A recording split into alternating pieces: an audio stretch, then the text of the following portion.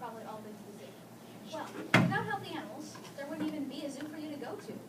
A vast majority of the animals' health is given to them by vets, specifically zoo vets. A zoo vet's responsibilities are taking care of sick animals, diagnosing illnesses, performing surgeries, ophthalmology, dentistry, radiology, all on exotic animals that you wouldn't see every day.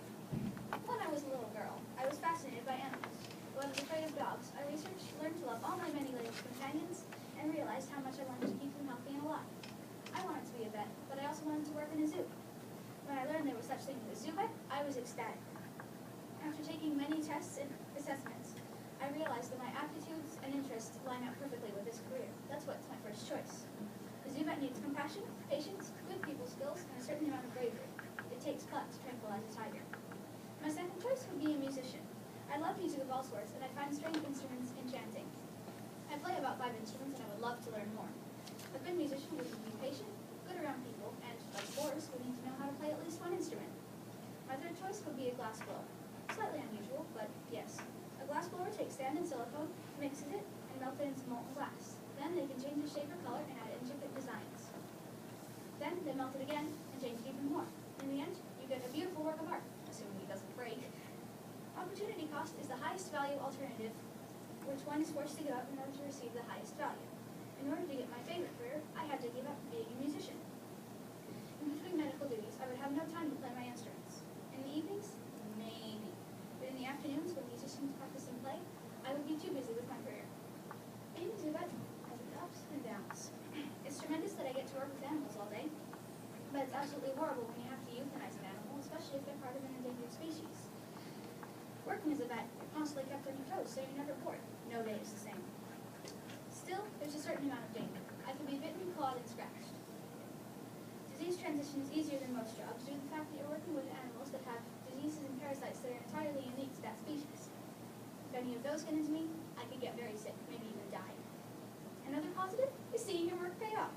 You can watch people come into the zoo and admire the animals. You know what it takes to keep them healthy, and you can see other people enjoy the same creatures you do. Unfortunately, people sometimes try to have the animals set free, and you know that some of them are incapable of survival in the wild.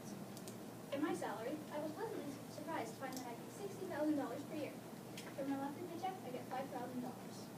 I spend $525 on housing, $536.42 on transportation, $220 on utilities, $1,348.50 on taxes, and $1,489.08 on discretionary spending.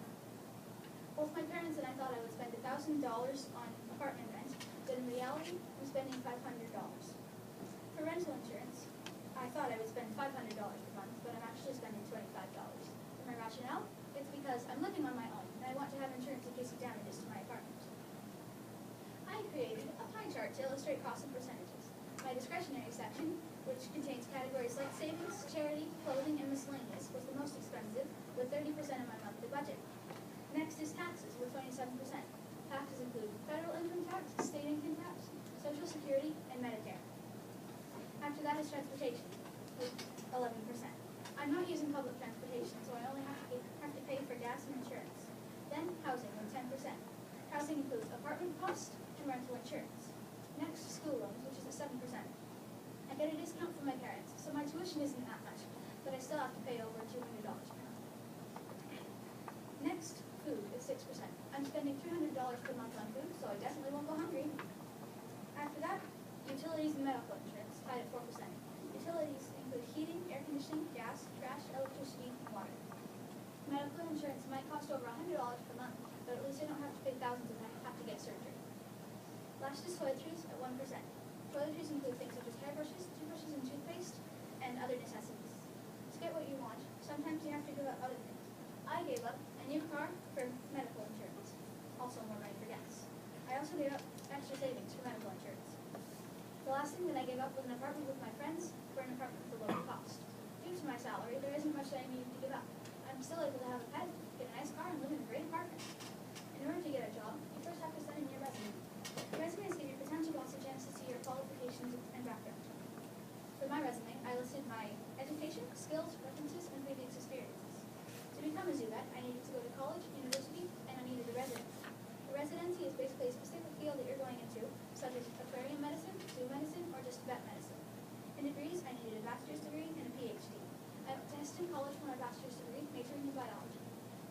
to University of Florida, where I got my doctorate in veterinary medicine. While University of Florida is far from home, it is a top-notch university. Then I got my zoo vet residency. My references were from Caring Hands Humane Society and Central County Zoo.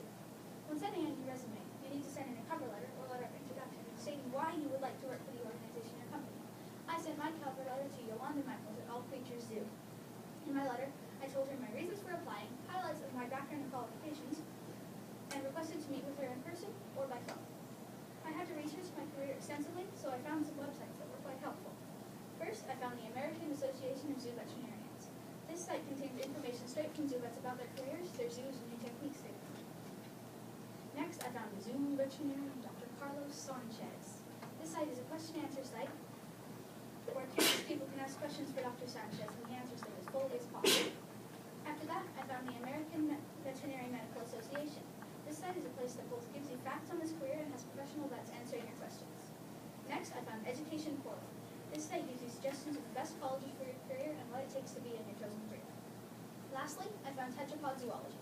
It's a blog by a zoo vet who researches the lesser-known animals and provides deep and extensive information on them. I learned quite a lot about several different species. Once I was nearly done researching, I found 2 articles pertaining to my career. The first article is called Disease Monitoring of Free-Ranging and Released Wildlife. An excerpt from this article reads as follows. Disease in free-ranging wildlife, other than those in species of economic importance or diseases of public health significance, have long been overlooked and thus are rarely monitored.